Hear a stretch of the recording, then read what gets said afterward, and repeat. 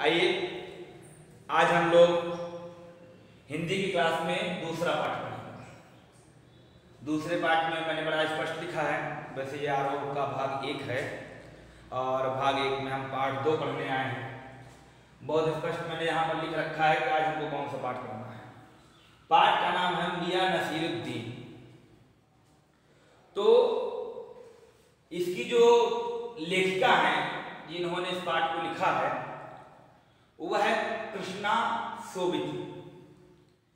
कृष्णा सोबती एक बहुत अच्छी लेखिका थी जिन्होंने अपने वाक्यों को संकुचित रूप में प्रस्तुत किया, लेकिन जो भी वाक्य को प्रस्तुत किया ब्रह्मास्त्र के तौर पर प्रस्तुत किया। मतलब बहुत न बोला, जो बोला संयमित बोला, लेकिन उसको जितना बोला वह बहुत सही और बहुत सटीक बोला।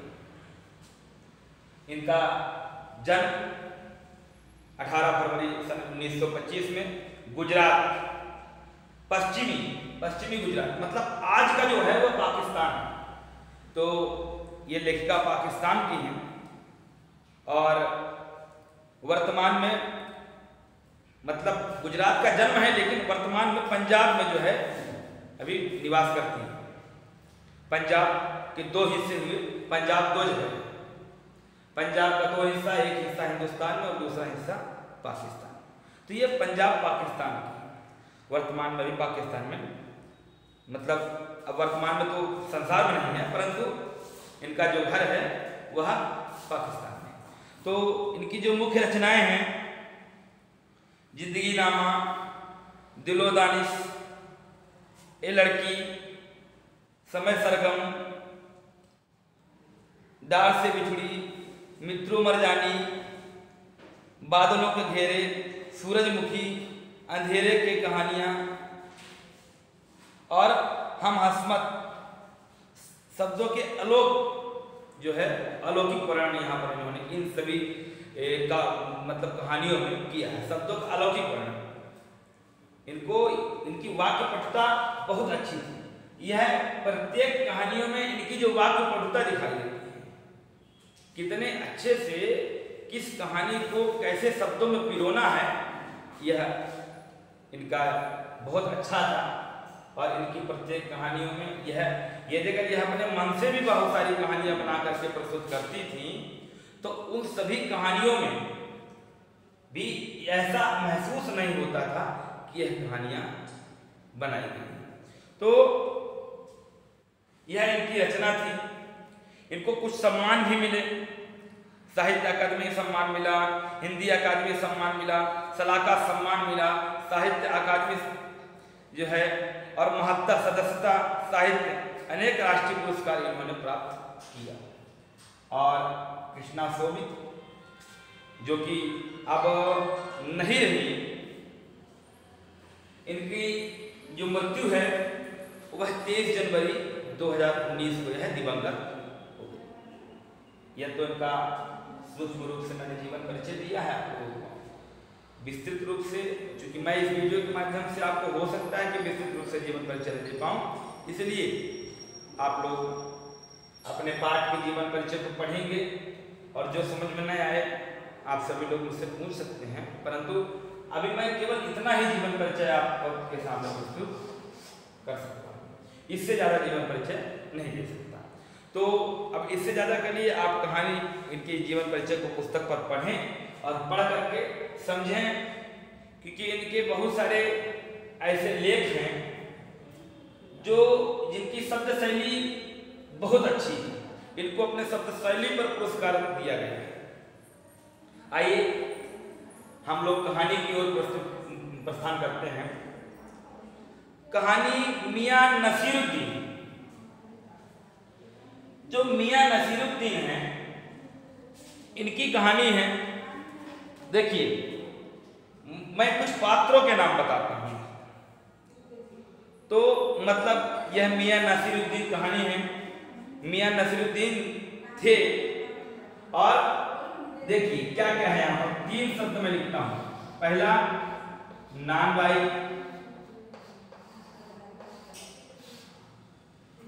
दूसरा मियां बरकत,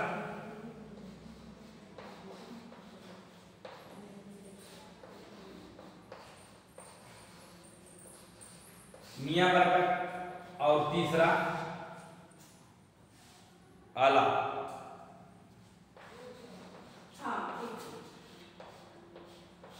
तो यह मैंने आपके पास 3 पॉइंट अभी प्रस्तुत किया। 3 शब्द जो मैंने लिखा है, मैं आपको इनका परिचय दे दूं, ये कौन है। नान भाई जो थे, ये जो रोटियां बनाते हैं, कई प्रकार की रोटियां, नान भाई एक चलता है तो उसको ये लोग अपने भाषा में नान भाई बोलते हैं। तो इसमें बहुत प्रकार की रोटियां बनाने वाले होते हैं, कई तरीके की रोटियां यहाँ पर बनाई जाती हैं, तो उसका नाम ही नान भाई। मियां बरकत मियां नसीरुद्दीन के पिता, कौन थे? पिता। और आला ये दादा थे, मियां आला। मैं इसमें आपको यह तो नहीं कह सकता कि इस कहानी से आपको कोई बहुत बड़ी शिक्षा है, या इस कहानी से मैं आपको बहुत कुछ शिक्षा दे सकता हूँ, या यह पाठ आपको बहुत कुछ शिक्षा दे सकती है। लेकिन देखिए, कोई भी पाठ प्रस्तुत किया जाता है, वह पाठ अपने आप में कुछ न कुछ शिक्षा तो जरूर दे रही होती है। समझने का प्रयास कीजिएगा और इसमें से सार अंश को निकालने का प्रयास करेंगे आप लोग। तो एक छोटी सी कहानी है जो मैं प्रस्तुत कर रहा हूँ। ये लेखिका ने इस कहानी को अपने आप को इस कहानी के बीच में रख करके इस कहानी को प्रस्तुत किया है। यह कहानी यद्यपि कुछ है नहीं, यह कहानी एक उनकी खुद की लिखी हुई कहानी है। यह कोई इतिहास नहीं है, यह यह कथा कभी हुई है ऐसा कुछ भी नहीं। बस यह है कि लेखक ने अपने आप को प्रस्तुत किया है और इस कहानी को समझाने का प्रयास किया है। तो एक बार लेखिका कृष्णा सोविती यह दिल्ली जामा मस्जिद की ओर जा रही थी। बहुत सूक्ष्म मैं ये कहानी बताऊंगा, बाकी आप लोग कहानी पढ़ेंगे और समझेंगे। तो यह जो कृष्ण सोविती है, यह एक बार जामा मस्जिद की ओर जा रही थी, और जामा मस्जिद की ओर जा रही थी तो अचानक उनको एक जगह दिखा जहां पर अजीब सा आवाज आ रहा था, और जहां पर उसका नाम था गढ़ैया मोहल्ला। तो दिल्ली में है यह स्थान, दिल्ली की बात यहाँ पर कर रहे हैं दिल्ली में जामा मस्जिद की ओर जा रही थी, गढ़ैया मोहल्ला में पहुंची, और जैसे गढ़ैया मोहल्ला में पहुंची तो जाकर के उन्होंने क्या देखा, वहां पर उन्होंने देखा कि कुछ अजीब सी आवाज आ रही है। तो और एक बहुत बड़ा स्थान देखा तो जिज्ञासा हुई कि यह क्या है। लोगों से पूछा गया तो बोले कि मियां नसीरुद्दीन का नान भाई है, मतलब जैसे हमारे यहाँ होटल कहें, रेस्टोरेंट कहें, वैसे वो नान भाई के रूप में वहां पर कहें। बोले ये मियां नसीरुद्दीन का नान भाई बहुत पुश्तैनी है, और ये पुश्तैनी नान भाई, इस प्रकार से उनको बताया गया। अब जब वह अंदर गई तो मियां नसीरुद्दीन से मिली। मियां नसीरुद्दीन पत्रकारों से बहुत चिढ़ते थे, पत्रकार उनको पसंद नहीं थे। कोई पत्रकार आए, वह पत्रकारों को अपने पास बैठने नहीं देना पसंद नहीं करते थे। बोलते थे पत्रकार फालतू का समय बर्बाद करते हैं, अपना भी और उनका भी, जो लोग उस पत्र को पढ़ रहे होते हैं। उनका साफ कहना था कि जो लोग उस पत्रकार लोग जो लिखते हैं और जो लोग पढ़ते हैं, उससे बहुत सारी बातें ऐसी भी होती हैं जो नहीं हुई रहती हैं, लेकिन उसको प्रस्तुत कर दिया जाता है। इसलिए वह उन पत्रकारों से चिढ़ते थे। क्यों? क्योंकि वह दुनिया भर के प्रश्न करते थे और कहीं न कहीं उसका वीक पॉइंट दिखा करके और जो है प्रस्तुतिकरण ऐसा दिया करते थे जो उनको अच्छा नहीं लगता था। तो मियां नसीरुद्दीन के पास में कृष्ण सोविती गई। तो अब जा करके उन्होंने देखा, तो अब देखे तो मियां नसीरुद्दीन थे और बहुत सारी रोटियों की आवाज है। जैसे रोटी बनाते तो हाथ से थप थप थप थप की आवाज आती है, तो बहुत सारी। और मियां नसीरुद्दीन एक खाट में बैठ करके बीड़ी पी रही थी। जा करके उनसे मिली तो मियां नसीरुद्दीन ने बड़े चाव से उनको बताना चाहा, सब कुछ बताया। 56 प्रकार की रोटियां बनाते थे, और 56 प्रकार की रोटियां मियां नसीरुद्दीन बनाते थे, वह उनका नान भाई था।